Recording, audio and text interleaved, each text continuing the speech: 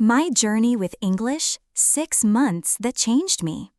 Hi, my name is Nada. I'm a 20 years old girl from Cairo, Egypt. I've always had one big dream, to become a flight attendant and travel the world. I don't know exactly why I loved this career so much, but ever since I was a little girl, I used to imagine myself wearing the uniform, smiling at passengers, and flying across the skies. But there was one big obstacle between me and my dream: the English language. Month 1, the shock and the decision. I went to my first interview at a flight academy. They asked me to introduce myself in English. I only knew basic phrases like, "My name is Nada," and "I am 20 years old." Then I froze. I couldn't understand the next question. My mouth went dry. I saw pity in their eyes. I walked out of that room holding back tears, not just because they rejected me, but because I felt so far from my dream and completely helpless. That night, I made a promise to myself. I'll give myself just 6 months and start from zero. The first days, confusion and frustration. I started watching videos on YouTube like Learn English from Zero.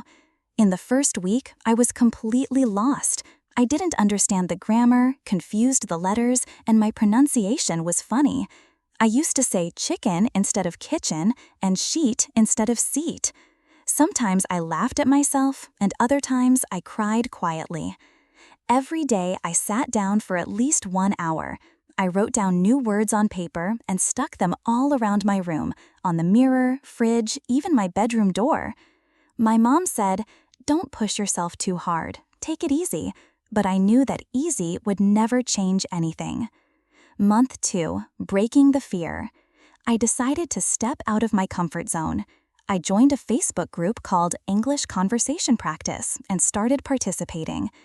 My first voice call with a guy from Kenya made my hands shake. I read from a paper and forgot how to pronounce the words halfway through. But he encouraged me and said, "You are trying, and that's powerful." That gave me a boost. I started speaking without being terrified of mistakes. Each day I picked a simple topic, my day, my favorite food, my family, and spoke about it aloud in my room. I even recorded myself and listened to it later. I laughed, but I kept going. Month 3, my first real achievement. I bought a children's book in English called The Cat and the Moon. It took me a whole week to read it, word by word. Every word I didn't know, I looked up, wrote down its meaning, and used it in a sentence. When I finished that book and understood it all by myself, I felt victorious. Do you know that feeling, when you do something you once thought was impossible? At the end of the month, I even wrote my first short email in English to a friend. It wasn't perfect, but I was very proud. Month 4, finding my voice. My speaking started to sound more natural. I began watching Disney movies with English subtitles and mimicked the characters. I'd pause the movie, repeat their lines, laugh, and repeat again. One day, I recorded my first video on Instagram where I spoke about why I want to learn English. Some people encouraged me, others mocked me, but I focused on the kind words. By the end of this month, I noticed something amazing. My mind had started to think in English sometimes. Month 5, a big leap. I started learning how to hold professional conversations. I created a special notebook I called Nada's Mistakes. Every day I wrote down the mistakes I made and the correct versions. I reviewed them every weekend. Month 6, the interview. Finally, the big day arrived, my second interview at the flight academy. The night before, I didn't sleep.